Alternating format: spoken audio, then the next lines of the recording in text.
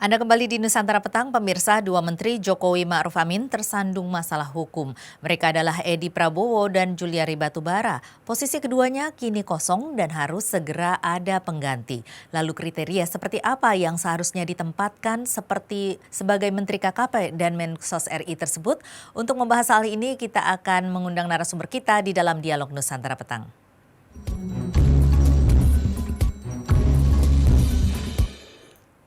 Dan pemirsa, sudah bersama saya ada Mas Nuri Oktariza, peneliti dari CSIS. Selamat sore Mas Nuri. Selamat sore Mbak Tasya. Ya, langsung saja nih Mas, kriteria seperti apa yang harus diperhatikan oleh Presiden dan Wapres untuk menduduki posisi menteri tersebut? Ya, sebelum ke sana, pertama saya melihat isu reshuffle kabinet ini kan sebetulnya adalah hal yang cepat atau lambat pasti akan terjadi ya. Ya. Karena kita tahu kan ada dua kementerian yang saat ini sedang mengalami persoalan hukum dengan KPK, Kementerian Sosial dan Kementerian KKP ya, Kelautan dan Perikanan. Dan tidak mungkin dua posisi menteri di dua kementerian ini terus-menerus dijabat oleh menteri ad interim gitu.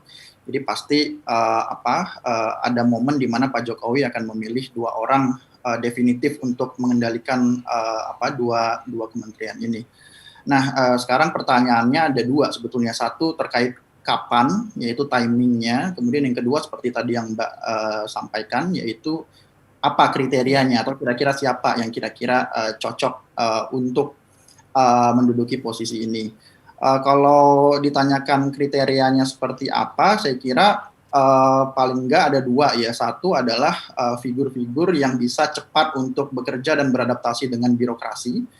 Karena bagaimanapun ini adalah termin terakhir dari Pak Jokowi, dan kalau kita lihat 1 tahun dari termin kedua Pak Jokowi ini kan boleh dibilang nggak efektif karena ada COVID dan lain-lain. Jadi start awal dari pemerintahan itu tersendat-sendat.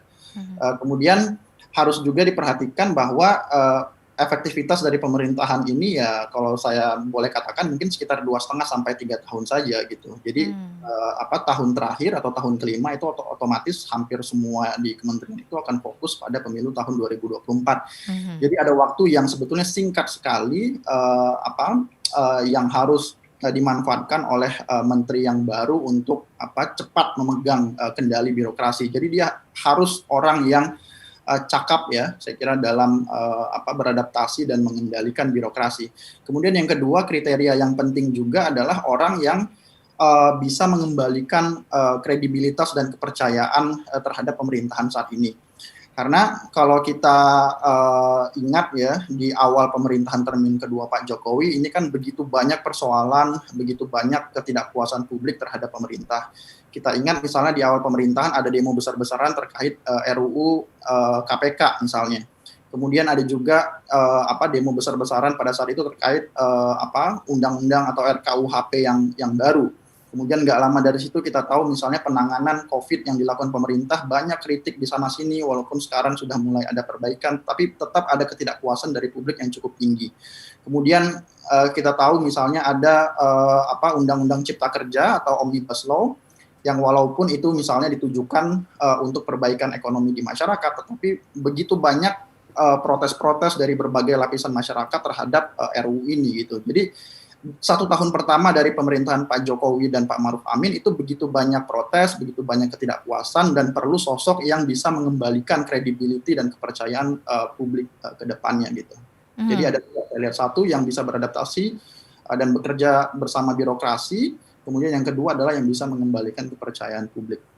Baik, nah ini menurut Anda dari mana? Karena ada 3 kemungkinan begitu ya yang dikatakan oleh berbagai kalangan, di mana menteri atau yang menteri-menteri yang akan menggantikan Juliari Batubara dan juga Bapak Edi Prabowo ini bisa jadi kemungkinan dari partai asal mereka, yakni dari PDI Perjuangan dan juga dari Gerindra, tetapi bisa juga dari partai yang berbeda, walaupun mungkin di reshuffle tanpa mengurangi jatah dari pos dari partai tersebut, tetapi yang ketiga bisa juga digantikan dengan orang dari partai lain, tetapi juga mengurangi jatah dari partai tersebut. Menurut Anda dari mana ini, dari 3 kemungkinan itu? Ya, berbagai kemungkinan tetap terbuka ya, karena bagaimanapun kan pada akhirnya ini adalah hak prerogatif Iya. presiden dan presidenlah yang akan Oke, baik. Kalau begitu kira-kira dampak-dampak dari setiap kemungkinan-kemungkinan itu apa, Pak? Ya, apa, Mas Okta? Ya, kalau misalnya Pak Jokowi mengurangi misalnya jatah dari dua kader yang tersangkut kasus korupsi yaitu PDIP dan Gerindra, ya kita bisa membayangkan itu pasti akan terjadi dinamika sesama mitra koalisi. Ya. Karena bagaimanapun PDIP adalah partainya Pak Jokowi dan Pak Jokowi sampai saat ini juga dianggap masih sebagai ya, kader dan juga petugas partai dari PDIP dan pasti tunduk dengan apa yang diinginkan misalnya oleh Ibu Mega sebagai ketua umum PDIP. Kemudian kalau misalnya Pak Jokowi memutuskan untuk mengurangi jatah kursi yang bukan jatah jabatan menteri ya yang dimiliki oleh Partai Gerindra, saya kira itu juga akan menimbulkan dinamika tersendiri. Karena dengan adanya posisi menteri Pak Prabowo dan Pak Edi Prabowo di kabinet saat ini, kita melihat juga Gerindra cukup kritis sebetulnya terhadap banyak kebijakan pemerintah. Jadi kita bisa bayangkan kalau misalnya kursi mereka dikurangi satu, itu mungkin tingkat atau level kritisisme dari kader-kader Gerindra yang ada di parlemen, di DPR, kemudian juga di DPRD di daerah-daerah itu mungkin akan lebih tinggi. Nah, kalau misalnya Pak Jokowi memutuskan jalan tengah, misalnya dengan memilih orang-orang yang katakanlah non partisan, tidak berafiliasi dengan partai politik manapun, tetapi secara figur, secara personality dia bisa diterima oleh banyak kalangan. Misalnya Pak Jokowi bisa berargumen bahwa dari termin pertama dan termin kedua semua menteri yang terjerat korupsi adalah kader-kader yang berasal dari partai politik, ya kan? Misalnya Menteri Sosial yang kemarin Pak siapa kader Golkar Idrus Marham itu juga adalah kader partai politik. Kemudian sebelumnya juga adalah kader partai politik, sehingga Pak Jokowi mungkin mencari jalan tengah yang bisa diterima oleh semua pihak ya.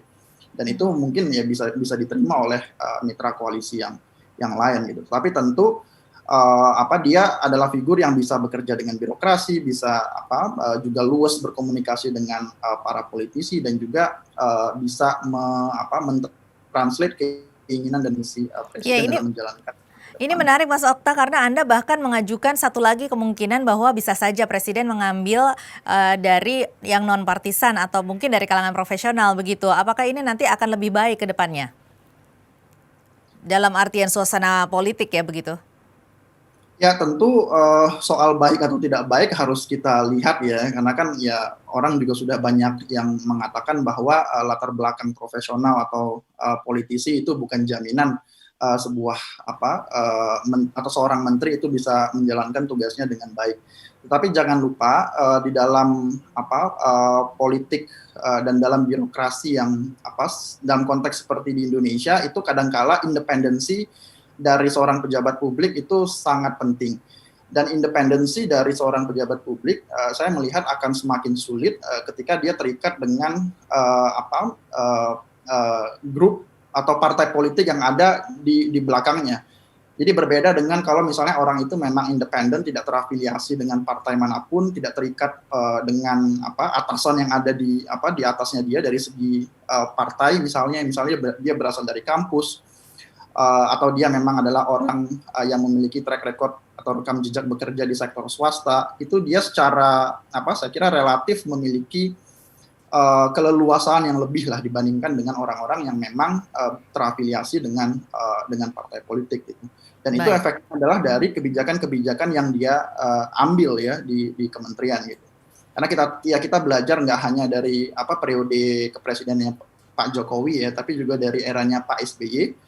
Kita lihat itu menteri-menteri yang terjerat kasus korupsi di KPK itu mungkin semuanya adalah kader-kader partai politik, ya kan?